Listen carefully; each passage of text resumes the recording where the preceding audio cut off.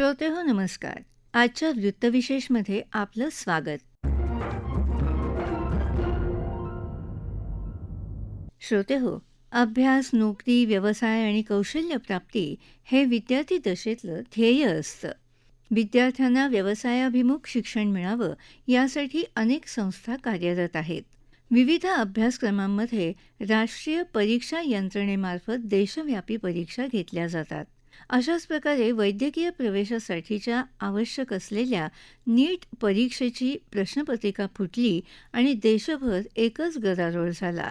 या परीक्षा, त्यांची व्याप्ती, त्यांची आवश्यकता आणि या परीक्षांना सामोरं जाण्यासाठी विद्यार्थ्यांनी स्वतःहून घेण्याची काळजी याविषयी आपण आजच्या वृत्तविशेषमध्ये जाणून घेणार आहोत.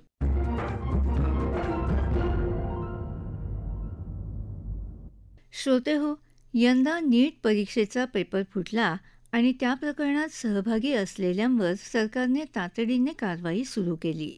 एका शहरात पेपर फुटल्याने देशभरातील लाखो विद्यार्थ्यांचे श्रम वाया जातात. केवळ नीटच नव्हे तर जेईई, कॅट अशा अनेक ज्ञानशाखांच्या परीक्षांना न्यायालयात आव्हान दिलं जातं. न्यायालयाचे निकाल येईपर्यंत विद्यार्थ्यांच्या करिअरला खीळ बसते. यामुळे अशा परीक्षा पद्धतीमध्ये काही बदल करण्याची आवश्यकता आहे का? निवड परीक्षेनंतरचा अभ्यासक्रम आणि आपली क्षमता लक्षात घेऊन विद्यार्थी आणि पालकांनी या निवड चाचणी परीक्षांसंदर्भात भूमिकेत काही बदल केले पाहिजेत का? याविषयी करिअर मार्गदर्शन तज्ज्ञ श्रीराम गीत यांनी सांगितलं. पहिली गोष्ट म्हणजे चाळणी परीक्षा घेण्याची फार मोठी गरज आहे नीट करता. 23 लाखाचा आकडा खरे परीक्षार्थी जेमतेम 3 लाखावर येतील. ज्याप्रमाणे जेईई ॲडव्हान्स ही जेमतेम 2 लाख मुलं देतात, त्या पद्धतीत ही परीक्षा घ्यायला पाहिजे. दुसरा मुद्दा, ऑनलाईन परीक्षा घेणं हे जगभर आता रुळलेलं आहे. ऑनलाईन परीक्षेच्या संदर्भात पेपर लीक झाला असं समजलं तर शेवटच्या मिनिटाला सुद्धा पेपर बदलता येतो. प्रश्नांचा सिक्वेन्स बदलून परीक्षा घेणं हाही एक उपाय आहे. त्याच्यामुळे हे सगळे उपाय पुढच्या वर्षी अंमलात येतील असं मला वाटतं. तशी धर्मेंद्र प्रधान आणि NTA अध्यक्ष या दोघांनी ग्वाही दिलेली आहे. डॉक्टर झाल्यानंतरची परिस्थिती काय आहे याच्याबद्दल पालक आणि विद्यार्थी पूर्ण अंधारात असतात. तर असं लक्षात येईल की वैद्यकीय करिअरमध्ये पैसा हा एकमेव, जोडीला प्रतिष्ठा ही सगळी संपलेली आहे. सध्या कॉर्पोरेट हॉस्पिटलमध्ये डॉक्टर हा तिथे राबणारा कामगार म्हणून असतो याची पालकांना अजिबात कल्पना नसते. ती त्यांनी जर घेतली तरी सुद्धा या परीक्षेचं, या करिअरचं आकर्षण कमी होत जाईल. दुसरा मुद्दा असा, डॉक्टरांवर होणारे हल्ले, डॉक्टरांना येणाऱ्या कायदेशीर अडचणी आणि लागणारा पैसा हा इतका चमत्कारिक पद्धतीत वाढत गेलेला आहे. अशी सध्याची परिस्थिती आहे. पण याची कल्पना कोणचीही नसल्यामुळे डॉक्टरच बनायचंय असा हट्ट असतो आणि तो वेडा हट्ट कमी होण्याची गरज आहे. जेईला माझ्या माहितीत यंदाच्या वर्षी माझ्या जवळचे, ओळखीचे अनेक विद्यार्थी बसले आहेत. IIT करता जेईची परीक्षा द्यायची असते म्हणून त्यांनी क्लास लावला, अभ्यासाला सुरुवात केली. यांच्यातला फार तर 2 किंवा 3 विद्यार्थी IIT पर्यंत पोहोचतील. 2000तनं 2 किंवा 3 जर विद्यार्थी या पद्धतीत जर IITला पोहोचणार असतील किंवा नीटची परीक्षा तयारी केली, नीटचा क्लास लावलाय म्हणून सुरुवात केली आणि सरकारी किंवा खाजगी कॉलेजात प्रवेश मिळत नाही, अशांची संख्या याच प्रमाणात असते.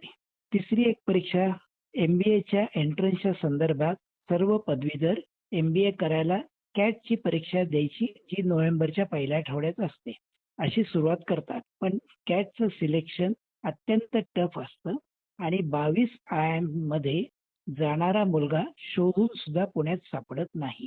तर ती परीक्षा किती कठीण आहे. पण पुण्यात कॅटचे क्लासेस प्रचंड प्रमाणात आहेत. मी 3 प्राईम परीक्षांची तुम्हाला उदाहरणं दिली. खाजगी मेडिकल कॉलेजला लागणारी फी ही सध्या साधारणपणे 60 ते 80 लाख असते फक्त MBBS करता. याऐवजी 10 लाख रुपये देऊन जर 100 पालक निघणार असतील की पेपर आम्हाला द्या तर क्लास चालक तो पेपर मिळवण्याच्या किंवा फोडण्याच्या मार्गाचा अवलंब करू शकतात ना. तोच प्रकार यंदा तिसऱ्यांदा घडला आहे. पण यंदा पूर्ण परीक्षा कॅन्सल केली गेलेली आहे. याच्या आधी 2दा ज्या सेंटरला हा प्रकार घडला, तेवढ्यापुरताच ठेवलेला होता. पण पूर्ण परीक्षा कॅन्सल केली गेली आणि मुलांचं 3 मे पासून 21 जून पर्यंतचं सगळं मानसिक आयुष्य उद्ध्वस्त झालेलं आहे. सुमारे 15 सालपासून इंटिग्रेटेड किंवा टाय अप नावाची व्यवस्था संपूर्ण भारतात अस्तित्वात आलेली आहे आणि महाराष्ट्रात ती बोकाळलेली आहे. महत्त्वाचा मुद्दा असा आहे, जेईच्या संदर्भात किंवा नीटच्या संदर्भात फिजिक्स, केमिस्ट्री आणि बायोलॉजी हे विषय कॉलेजमध्ये शिकवणाऱ्या प्राध्यापकांच्या कुवती बाहेरचे आहेत, म्हणून क्लासची गरज असते आणि कॉलेजमध्ये गेल्यानंतर कॉलेजचा वेळ वाया जातो. त्याच्याऐवजी टाय-अपमध्ये जा. तिथेच तुमची हजेरी लागेल, बसण्याची परीक्षेला व्यवस्था होईल. खरं सांगायचं तर या सगळ्यावर शिक्षण खात्याने बंदी घालायला पाहिजे. शिक्षण खातं याच्याकडे पूर्ण दुर्लक्ष करतंय. 11वी-12वीच्या वर्गामधली 75% उपस्थिती नसेल, तर फॉर्म परीक्षेचा मिळणार नाही, परीक्षेला बसता येणार नाही. हा नियम पूर्णपणे धुडकावून टाय-अप किंवा इंटिग्रेटेडची व्यवस्था पॅरलली चाललेली आहे आणि त्याला पालक बळी पडतायत. शेवटचा एक महत्त्वाचा मुद्दा सांगतो. इयत्ता 11वी पास झाली, की अनेक मुलांच्या डोक्यात मला एन-डी-एला जायचंय असं सुरू होतं आणि एन-डी-एला जाण्याकरता सायन्स घेतलंच पाहिजे अशी एक भूमिका चुकीची असते. या निमित्ताने महाराष्ट्रात अनेक अकॅडमी सुरू झालेल्या आहेत. पुण्यात काही जुन्या जाणत्याही आहेत.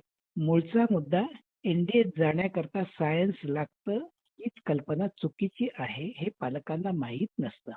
सायन्स सगळ्यांना झेपतं असं नाही. एन-डी-एत जाण्याकरता सर्व विषय लागतात आणि मुख्य म्हणजे मोठा विषय गणित असतो.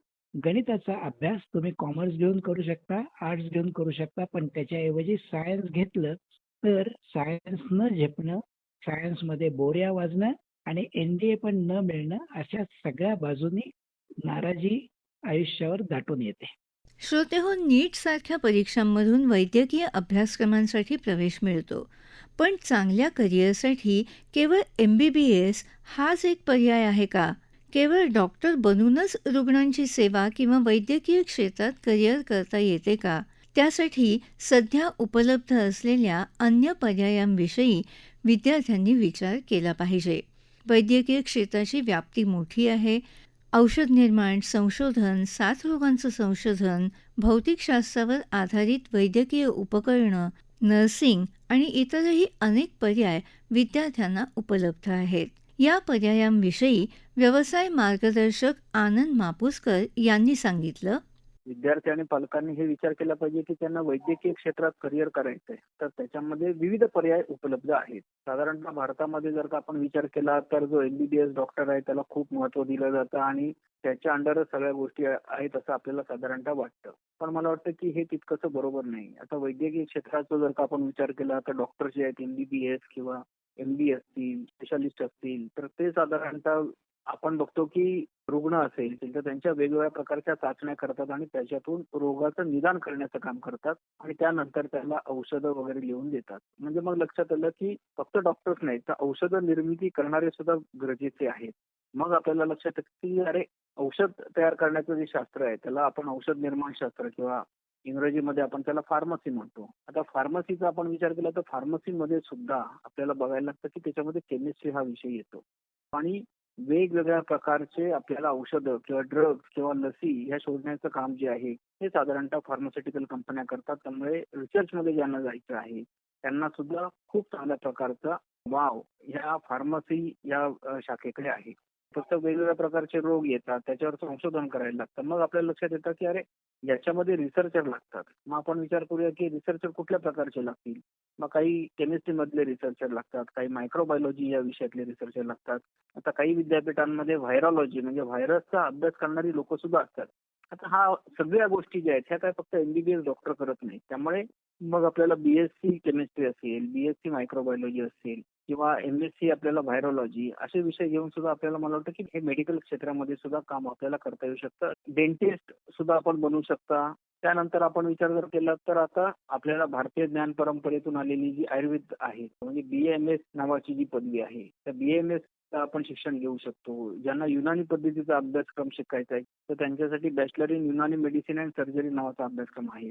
आणि एक वेगळ्या प्रकारचा अतिशय पण जो खूप लोकप्रिय होतोय तो अभ्यासक्रम जो आहे नॅचरोपॅथी आपण म्हणतो ज्याला, तर त्याची सुद्धा आपल्याकडे बॅचलर डिग्री आहे.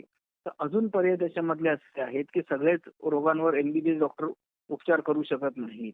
मग आपल्या लक्षात येतं काही अस्थिव्यंग वगैरेचा आजार असेल किंवा काही दुखापत झालेली असेल, परत माणसाला चालायचंय, तर मग त्याला फिजिओथेरपिस्टची गरज पडते. आणि मग फिजिओथेरपी हे सुद्धा खूप महत्वाचं फील्ड आहे. आपण बघतो की अनेक वेळेला म्हातारी माणसं असतील, अपघात झालेले आहेत किंवा वेगवेगळ्या प्रकारचे जे आपण ऍथलीट्स बघतो किंवा स्पोर्ट्स पर्सन बघतो त्या सगळ्यांना फिजिओथेरपिस्ट लागतो मदतीला.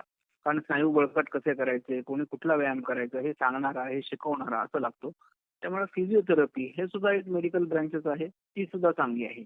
आता दुर्दैवाने कधी कधी काय होतं की काही मुलं जन्माला येतात, काही ना काही व्यंग घेऊन जन्माला येतात. मग सेरेब्रल पाल्सी असेल किंवा काही जणांना आयुष्यामध्ये नंतर काही अपघात होतात, त्याच्यानंतर त्यांना चालता येत नाही. तर अशा लोकांना रोजच्या जीवनातली कामं कशी करायची हे शिकवणारे जे असतात ते ऑक्युपेशनल थेरपिस्ट असतात. त्यामुळे ऑक्युपेशनल थेरपी हा सुद्धा तशा खूप चांगल्या प्रकारचा अभ्यासक्रम जो आहे हा अभ्यासक्रम आहे. त्याच्यानंतर अजून एक आगळा वेगळा अभ्यासक्रम जो आहे तो म्हणजे bachelor in audiology and speech language pathology. आता याच्यात काय होतं की कानाने काही जणांना ऐकू येत नाही, बोलतानाही त्रास होतो, टॅमरिंग नसतं किंवा काही गायक वगैरे असतात तर त्यांना गळा जो आहे त्या गळ्याचा स्ट्रेंथ ती वाढवायची असेल तर अशा वेळेस मदत करणारे जे असतात ते बॅचलर इन ऑडिओलॉजी आणि स्पीच लँग्वेज पॅथॉलॉजी वाले.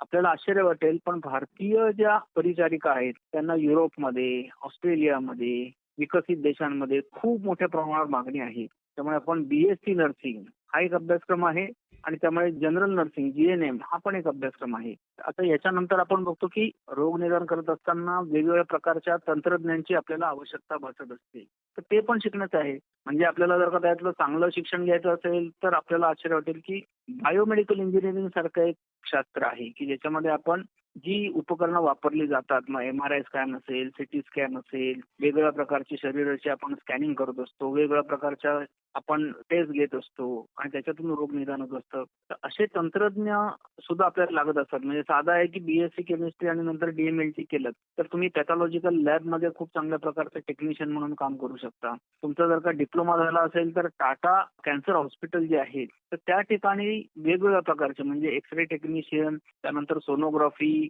यासारखे अभ्यासक्रम जे आहेत आणि MRI स्कॅन सारखे अभ्यासक्रम जे आहेत हे त्या ठिकाणी उपलब्ध आहेत आणि वेगवेगळ्या ठिकाणी सुद्धा आपल्याला मला वाटतं की ते बघता येऊ शकेल. त्यामुळे अशा प्रकारे टेक्निशियन होणं आणि वेगवेगळी जी यंत्र असतात ती यंत्र हाताळणं, प्रसंगी ती यंत्र जी आहेत त्यांचं रिपेअरिंग करणं, ह्या सगळ्यांमध्ये सुद्धा खूप चांगल्या प्रकारच्या संधी ज्या आहेत ह्या संधी आपल्याला उपलब्ध आहेत.